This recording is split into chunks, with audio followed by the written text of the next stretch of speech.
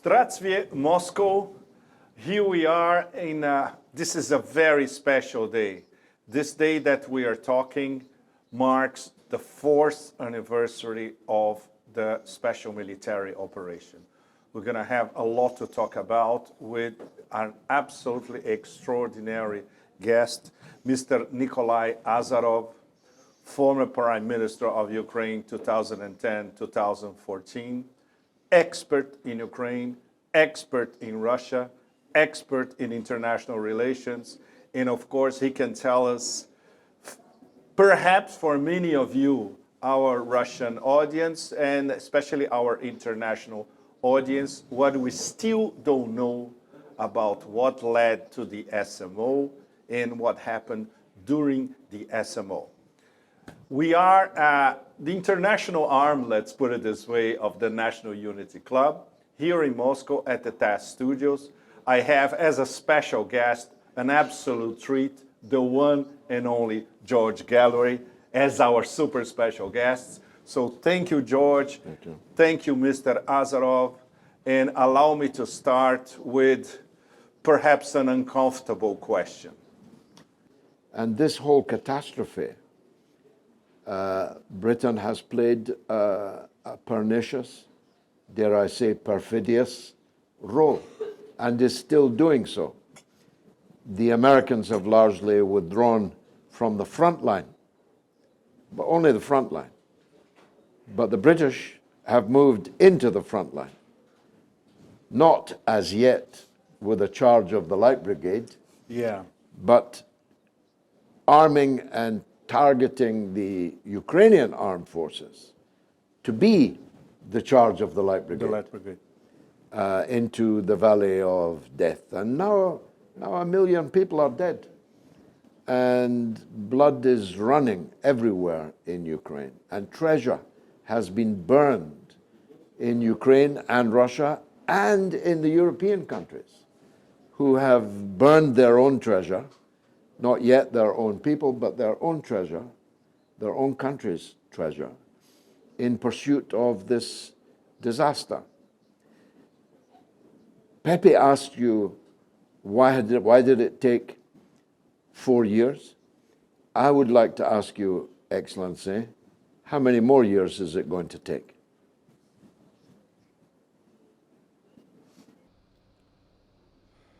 It's hard to say, but if we pay attention at the fact that you have brought as attention, it talks about demography. In 1991, Ukraine counted 52 million people. It was a huge European country. Great technology, prepared, highly educated people. And we have created rockets, planes, satellites. The country that was making best rockets in the world. We built in Brazil, Alcantara space place. This is what Ukraine was. Now we have 20 million Ukrainians left. And so it cut down 2.5 times. So a lot of people have left. A lot of people died at the front line. And a lot of died because there was such a situation not bearable with life. No medicine, bad food, bad medical service. Unbearable. So we have 500,000 people dead per year and 150,000 people only born. In this situation, in 20 years, Ukraine will cease to exist. There will be no Ukrainian left. If, to answer your question, how long more can Ukraine fight? 3 years maximum. Because the model potential of today's Ukraine, how many more men can you draft to war or put them into army? Because nobody wants to go to fight.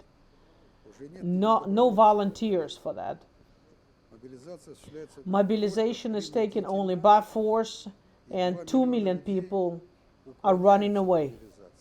So, in a matter of 3 years, they will be able to get 1.5 people, men who can be used for war, but that would mean that there will be nobody to work in economy. So 3 years from the human resources, as we speak about, Kiev regime can fight. What is surprising, that it is Britain that speaks that we have to speak for 3 years, fight for 3 more years. This time, supposedly, in European countries, they would reach such a level of when they be ready to restore their industrial complex, teaching the army to start the war with Russia. And now we had another message today that supposedly Great Britain and France are giving to Kiev regime a tactical nuclear weapon. If that happens, it's a straight ways to the nuclear war. Answering your question, I can evaluate that 3 years is a maximum that what Kiev regime can do. And it would bring to the end of the country. Now, how much time would it take to sign the peace agreement? I hope that American administration, because it's the only political power that is in the Western world that can come to conclude such peace agreement. A real peace, not just a temporary thing.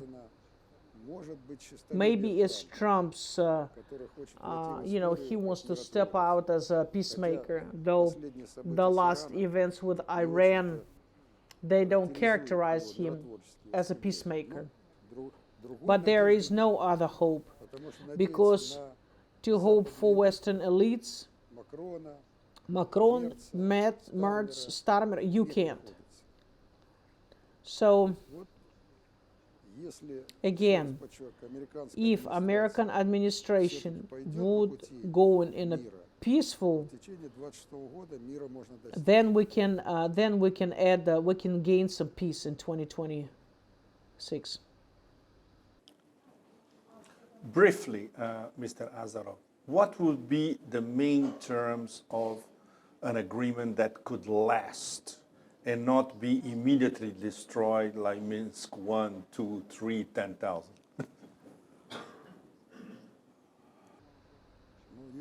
In the beginning of our conversation, I have stated that as I think Russia and Americans, they have to establish a 2-year transition period when Ukraine would be governed by the temporary administration. It should be under Ukrainian people, but under those 2 countries that would have a responsibility for bringing Ukraine to the normal constitutional regime. 2 years about. They have to take away the whole system that it has to be independent courts. I have to notice that European Union constantly feeds with promises the Kiev regime to take Kiev regime into EU. I know very well the state, the charter of the EU, Copenhagen criteria. If you fulfill them, that would be a condition upon which you enter EU, not one perimeter Kiev regime doesn't fit in. For example, there is no independent jurisprudence. It's not there. It's like a punishing regime. And it doesn't matter if you have done anything criminal or not. They come up with accusations and they install, give you a certain prison frame. As there are also other corrupted systems, the systems that do not answer. It's the end of the corruption system has to be there. Starts from the president and goes up to all the branches of the government. That's administration, that's all the corrupted organs, bodies has to be taken out. And public and putting otherwise establishing a right, honest power, people at power. But if these conditions would be agreed, an American government and a Russian government in reality will take care of it, then the peace could be established. I suppose my final question, I think, Pepe, would be this, that the United States has withdrawn from the front line, as I said earlier, but they are still in the second line. They are still providing the weapons, only they're making the Europeans pay for them. They are still providing the intelligence, though they may reroute it through the British or the French. They are not doing what we understand they said they would do in Alaska, and as Trump said he would do in his election campaign, of ending the war. It's within their power to end the war. They can simply tell Zelensky, there is an aircraft waiting. It has all your stolen money in it. You must get on it and fly to Miami. If you don't, you may well face the Mussolini ending. But they refuse to do that.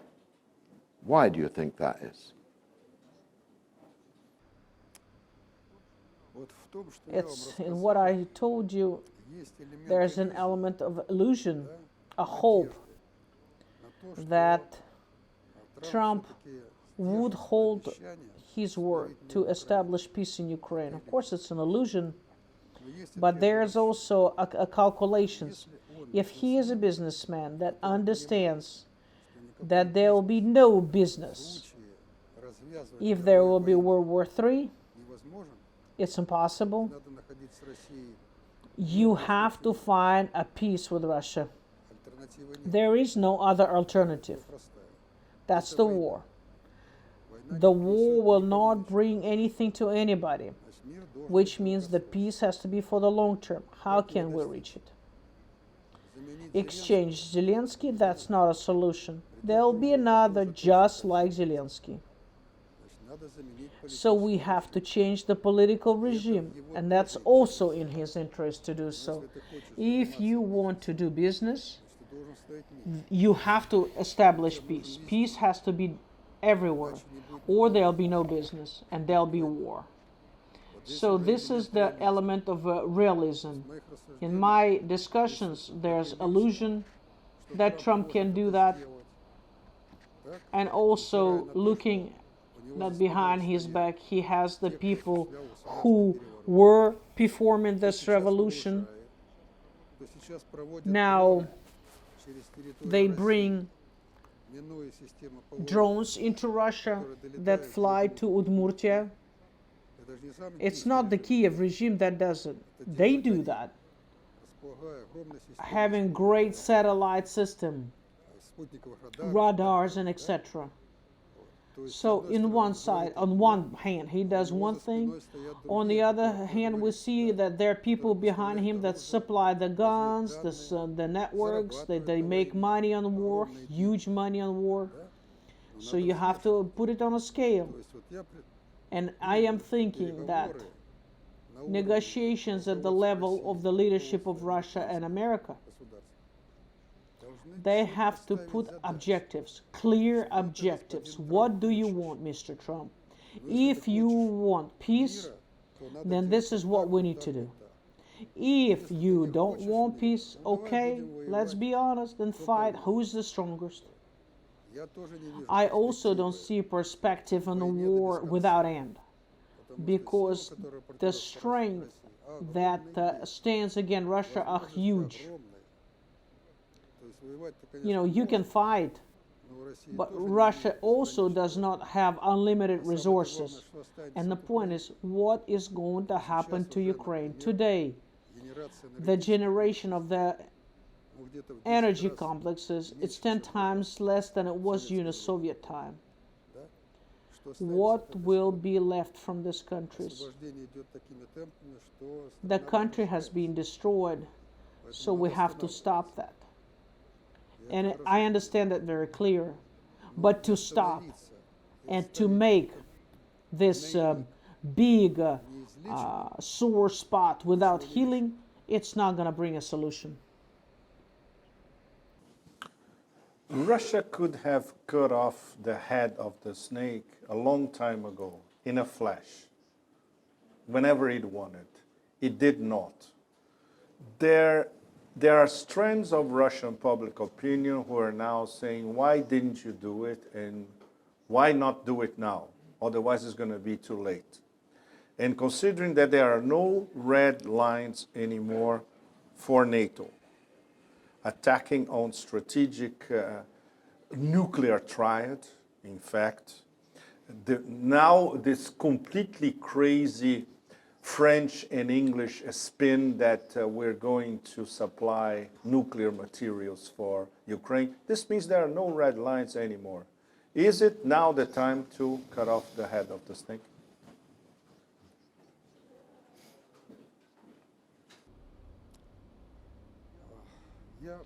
I will give you the opinion of a person. The people at the West don't talk about his opinion. That's Stalin. After war, when he was having a discussion, he said the only thing that would kill Soviet Union is give the green light to nationalists, because Soviet Union, it's 150 different nationalities. To start the national war, to put the wood in the fire, hate among the nationalities, it's a direct way to destroy. So unfortunately, in the end of 80s, they were successful to do that. I have lived many years in Soviet Union.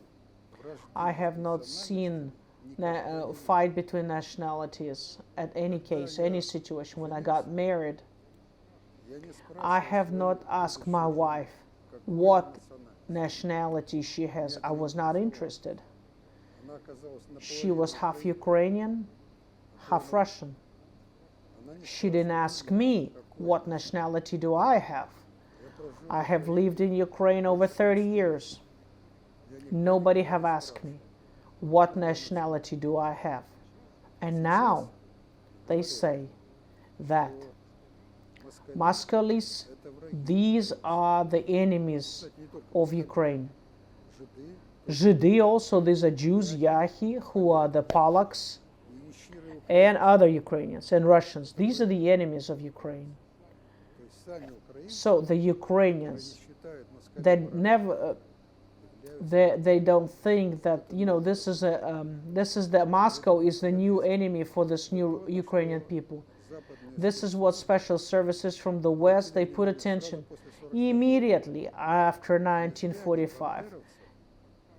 And this is why they were feeding all Banderas people and directed them. Western Ukraine, that was for a short time into the Soviet Union, as a part of the Soviet Union, from 45 to 90s, and was before as Poland, Austro-Hungary. It was a specific specific place that was able to move this national moods. And these are the people that are coming from the Western Ukraine. They are ruling the Ukraine. Zelensky is just a puppet. And so how to take away this process? Only a strong power can do that. That what we had in the Soviet times, which nationalists were in jails for all their movements. They were thrown in jails. I thought it was wrong. Now I'm sure it is right, because in a country with many nationalities, nationalism is a big enemy. Thank you so much, Mr. Azarov. Unfortunately, we are pressed for time. Thank you for your graciousness, your expertise, your extraordinary experience in Ukraine.